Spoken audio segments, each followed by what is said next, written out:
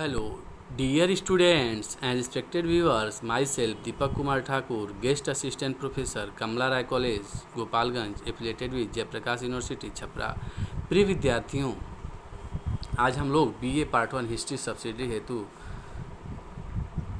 महत्वपूर्ण प्रकरण पल्लवकालीन कला एवं संस्कृति के विकास के कुछ अन्य पहलुओं पर चर्चा करेंगे। इसके पिछले लेक्चर में हम लोगों ने कला एवं संस्कृति के विकास के अंतर्गत स्थापत्य कला के विषय में अध्ययन कर लिया है।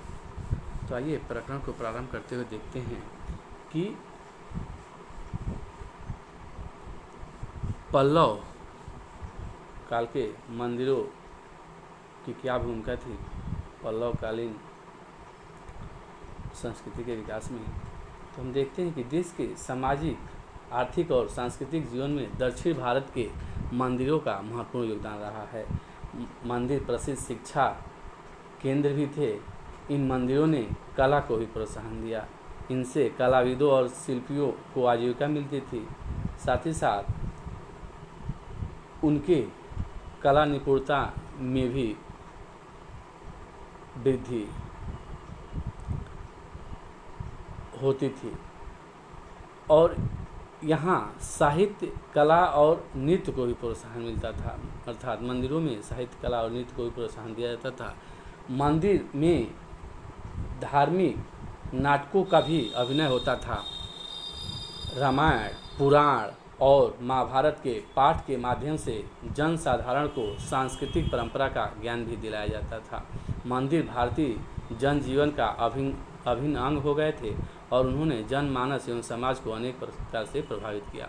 अगर मूर्ति कला के विकास की बात करें तो हम देखते हैं कि पल्लवकालीन मूर्तिकला के उत्कृष्ट नमूने मंदिरों में उत्कीर्ण मूर्तियों के रूप में हैं।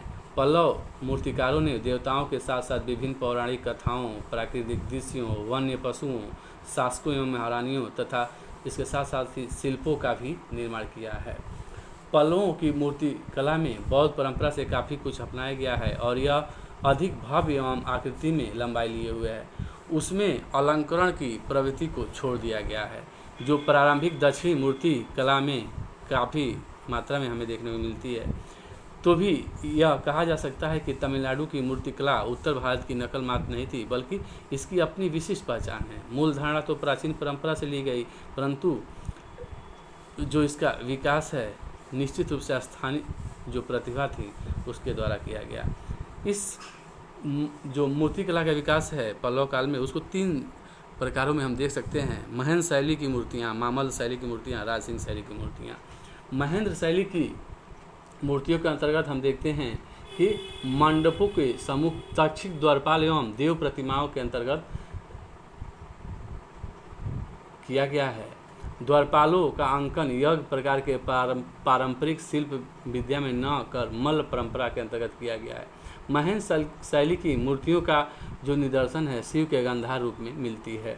मामल्ल शैली में बनी मूर्तियाँ, इस शैली में मूर्तियाँ 3 रूप में प्रदर्शित की गई। प्रथम उल्लेख मंडपों के मूर्ति शिल्पों में मिलता है, तो दूसरे में आकृतियाँ हैं, तीसरे में स्वतंत्र शिल्प हैं। मंडप मूर्तियों में महिष मर्दिनी फलक, वराह, विष्णु, गज, लक्ष्मी, दुर्गा आदि की मूर्तियाँ मूर्तिकला के आदर्श उदाहरणों में मानी जाती हैं।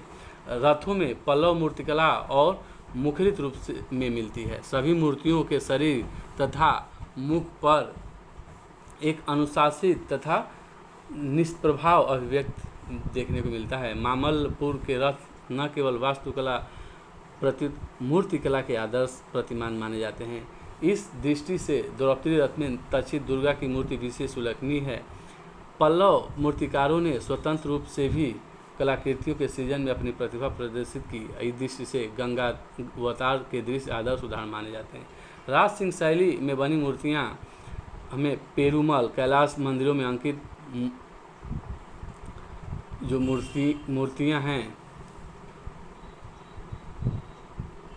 वे मूर्ति कला के एक विशिष्ट आयाम को दर्शाती हैं। इस कला में तक्षित द्वारपाल, नृत्यरत शिव, गज सूरसंहार, रावण अनुग्रह मूर्ति विशेष रूप से उल्लेखनीय है।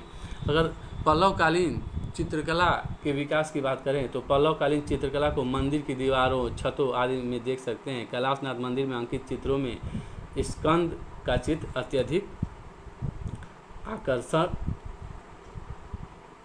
का हमें उसमें अत्यधिक आकर्षण देखने को मिलता है। जो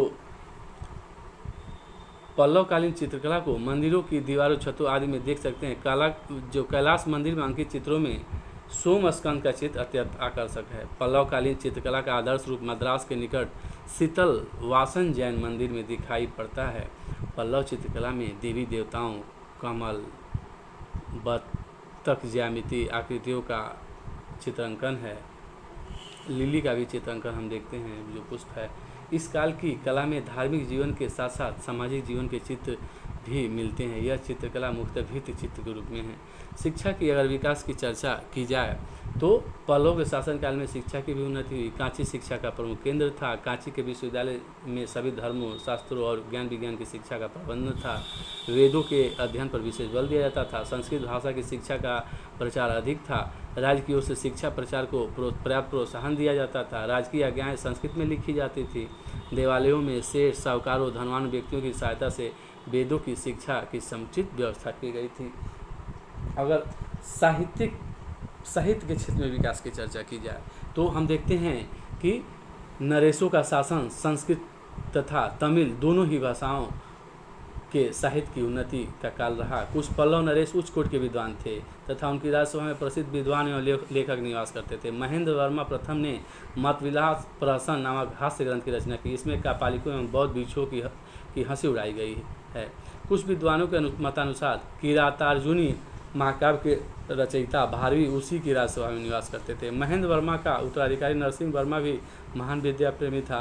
उसकी राजसभा में 10 कुमार चरित एवं काव्य 10 के लेखक दंडी निवास करते थे।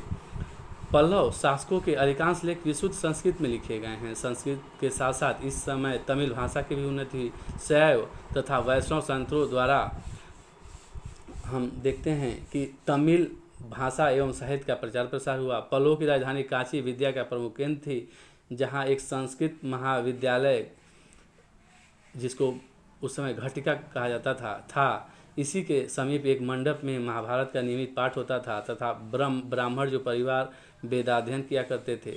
कदम नरेश मयूर शर्मा विद्याध्ययन के लिए कांची के विद्यालय में ही गया था।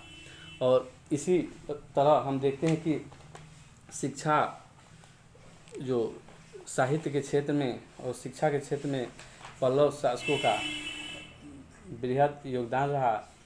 अगर हम कुछ अन्य विद्वान की चर्चा करें, जैसे दिगनाथ जैसे विद्वान विश्वविद्यालय में रहे थे, कांची के विश्वविद्यालय में। पल्लव नरेशों के विद्या प्रेम के कारण ही हम देखते हैं कि पल्लव काल में शिक्षा, साहित्य इत्यादि के क्षेत्रों में, और अगर समाज और संस्कृति, कला इत्यादि के क्षेत्र में पर्याप्त मात्रा में हमें उन्नति देखने को मिलता है। और यह भारतीय संस्कृति के लिए गौरव का विषय है। इसी के साथ ही हम लोग का यह प्रकरण समाप्त होता है। जय हिंद, जय भारत, धन्यवाद।